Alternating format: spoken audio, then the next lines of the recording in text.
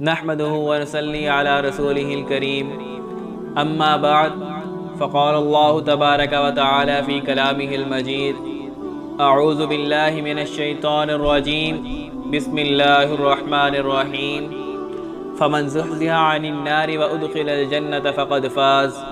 وقال الله تبارك وتعالى في مقام آخر وسارعوا إلى مغفرة من ربكم وجنة عرضها كعرض السماوات والأرض صدق الله العظيم. وقال النبي صلى الله عليه وسلم الدنيا سجن المؤمن وجنة الكافر او كما قال علیہ الصلاۃ والسلام.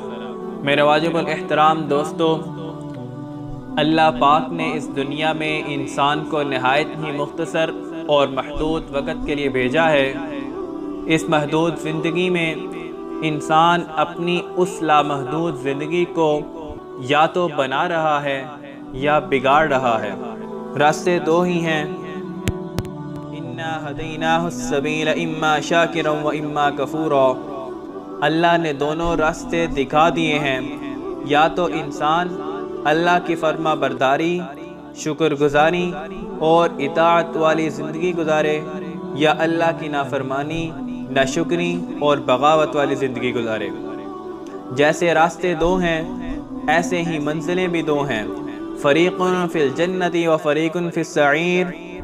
ایک گروہ جنت میں، ایک گروہ جہنم میں. کامیاب کون، ناکام کون؟ ایک کامیابی کا تصور ہمارے ذہنوں میں ہے اور ایک کامیابی بنانے والے نے کامیابی کا معیار طے کیا ہے. اللہ جل جلالہ قرآن پاک میں واضح طور پر بتاتا ہے فَمَنْ زُحْزِحَ عَنِ النَّارِ وَأُدْخِلَ الْجَنَّةَ فَقَدْ فَازَ. جو جہنم سے بچا لیا گیا اور جنت میں داخل کر دیا گیا وہ کامیاب ہے.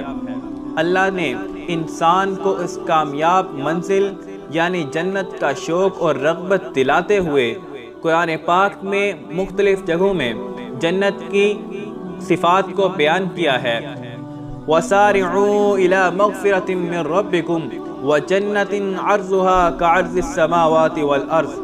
بھاگو دوڑو، ایک دوسرے سے سبقت کرو اللہ کی مغفرت کی طرف اور اس جنت کی طرف کہ جس کی چوڑائی آسمانوں اور زمینوں کی طرح ہے. اللہ پاک جو سب سے ادنا جنتی کو جنت عطا فرمائیں گے وہ اس دنیا سے 10 گنا بڑی ہوگی. دنیا میں آدمی کی یہ خواہش ہوتی ہے کہ وہ ہمیشہ تندرست رہے، کبھی بیمار نہ ہو، ہمیشہ زندہ رہے، کبھی موت نہ آئے، ہمیشہ نعمتوں میں رہے جو کبھی ختم نہ ہوں، ہمیشہ جوان رہے، کبھی بڑھاپا نہ آئے. اور یہ سب ناممکن ہے. جیسے یہ بات پہلے عرض کی گئی ہے کہ دنیا محدود ہے اور آخرت لامحدود ہے، ضابطہ یہ ہے کہ محدود اور لامحدود میں کبھی مناسبت نہیں ہو سکتی.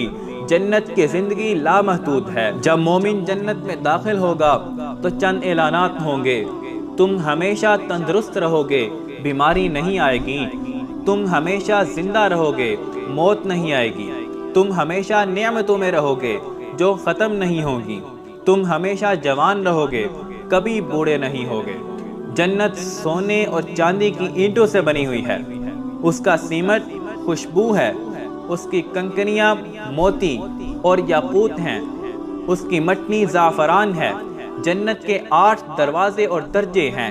جنت المأوى، دار القرار، دار السلام، دار الخلد، جنت النعیم، جنت الفردوس، جنت عدن، جنت الملک. جنت المأوى سب سے نیچے درجے کی جنت ہے.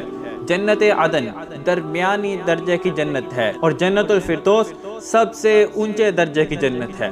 فرشتوں اور نبیوں کا دفتر علیین ہوگا. جو لوگ صرف اللہ کے لیے آپس میں محبت رکھتے ہیں ان کو یاقوت کا ستون ملے گا. کیسا ستون؟ جس میں 70,000 کمرے ہوں گے. اللہ اکبر.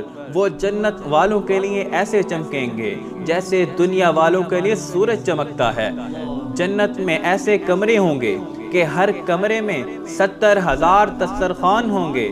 ہر دسترخوان پر 70,000 قسم کے کھانے ہوں گے. ان کی خدمت کے لیے 80,000 خوبصورت نوجوان پھر رہے ہوں گے جیسے بکھرے ہوئے موتی. وَيَطُوفُ عَلَيْهِمْ غِلْمَانٌ لَّهُمْ كَأَنَّهُمْ لُؤْلُؤٌ مَّكْنُونٌ. دنیا میں آدمی کی خواہش ہوتی ہے کہ آدمی لذیذ ترین کھانے کھائے، مہنگے مہنگے کھانے کھائے، مختلف انواع کے کھانے کھائے، تو جنت میں اللہ اس کی یہ خواہش بھی پوری کرے گا کہ جنتی کھانوں اور پھلوں کو لگاتار 40 سال تک کھاتا رہے گا۔ ہر لقمے کا علیحدہ علیحدہ ذائقہ ہوگا، ڈکار آئے گا، کھانا ہضم ہو جائے گا، خوشبودار پسینہ آئے گا۔ دنیا میں آدمی کو پسینہ آئے اس سے بدبو آتی ہے، کوئی آدمی اس کے پاس بیٹھنا پسند نہیں کرتا، اس سے گھن آتی ہے، لیکن جنت میں آدمی کو خوشبودار پسینہ آئے گا۔ جب جنتی آدمی کو پسینہ آئے گا تو اس سے جو خوشبو پیدا ہوگی، گاہے گاہے اس خوشبو میں اضافہ ہوتا چلا جائے گا۔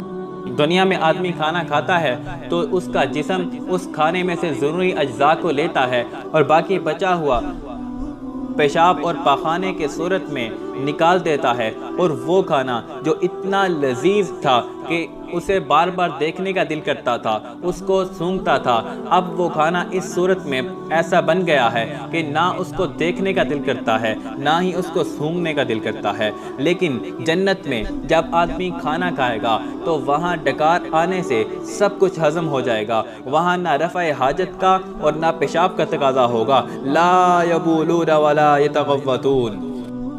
جنت میں باغات ہوں گے، ہر باغ 100 سال کی مسافت کے برابر ہوگا، ان کے سائے گہرے ہوں گے، ان پر کانٹے نہیں ہوں گے، ان کے پتوں کا سائز ہاتھی کے کانوں کے برابر ہوگا، ان کے پھل تہ بتہ لگے ہوں گے، کھجور کا ایک گچھا 12 ہاتھ کے برابر ہوگا، کھجور کے ایک دانے کا سائز بڑے ڈول جتنا ہوگا، دودھ سے زیادہ سفید، شہد سے زیادہ میٹھی اور مکھن سے زیادہ نرم کھجوریں ہوں گی، اندر بیج اور گٹلی نہیں ہوگی، پودے کے تنے سونے کے ہوں گے، انگوروں کے گچھے بہت بڑے ہوں گے، ایک انگور کا سائز ایک بڑے ڈول جتنا ہوگا، ایک انگور کا سائز ایک بڑے ڈول جتنا ہوگا۔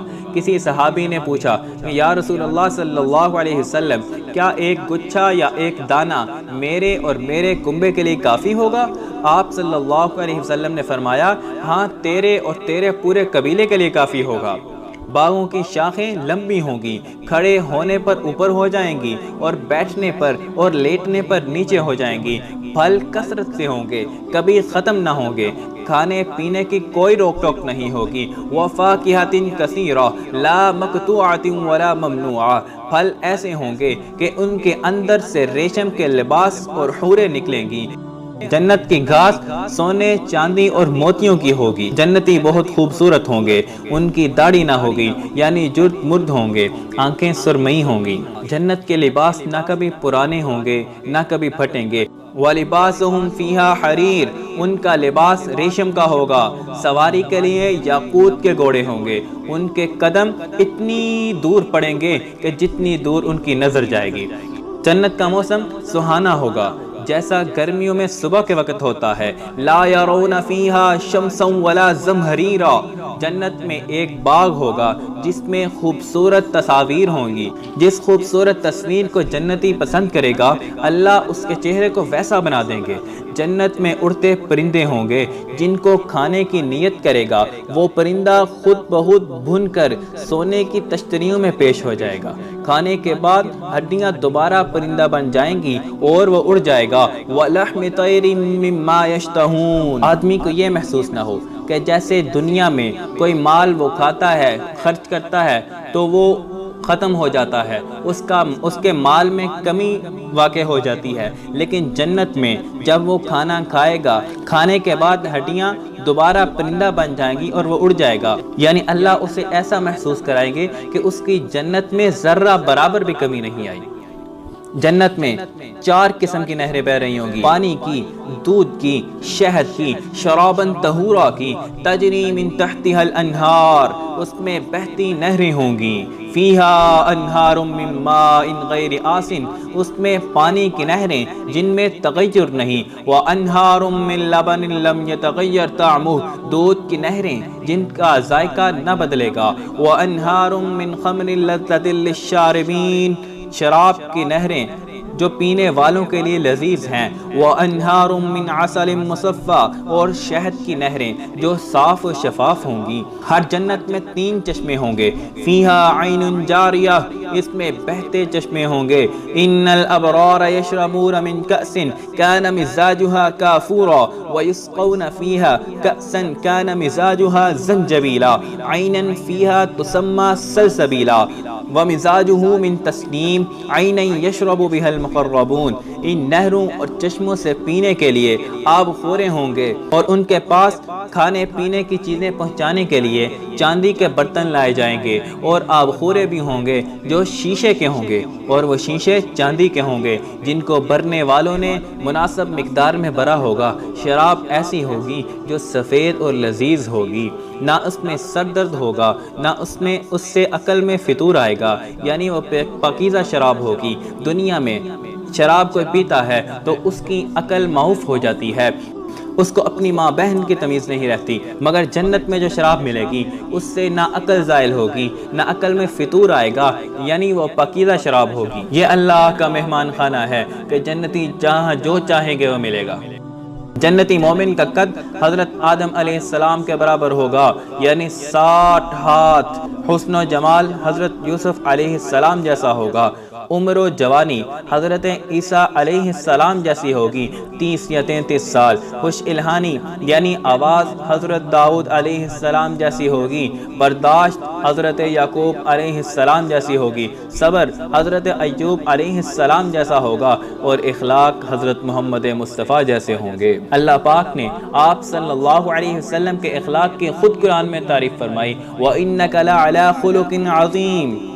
جنت میں حضرت داؤد علیہ السلام اپنی زبور پڑھیں گے، حضرت محمد صلی اللہ علیہ وسلم قرآن کا دل یعنی سورہ یاسین پڑھیں گے، پھر حق سبحانہ و تعالی خود سورہ رحمان سنائیں گے۔ اس کے سننے سے جنتیوں کو اتنی خوشی ہوگی کہ اس سے پہلے اتنی خوشی حاصل نہ ہوئی ہوگی۔ سب سے بڑی نعمت جو مومن آدمی کو ملے گی وہ اللہ پاک کا دیدار ہوگا۔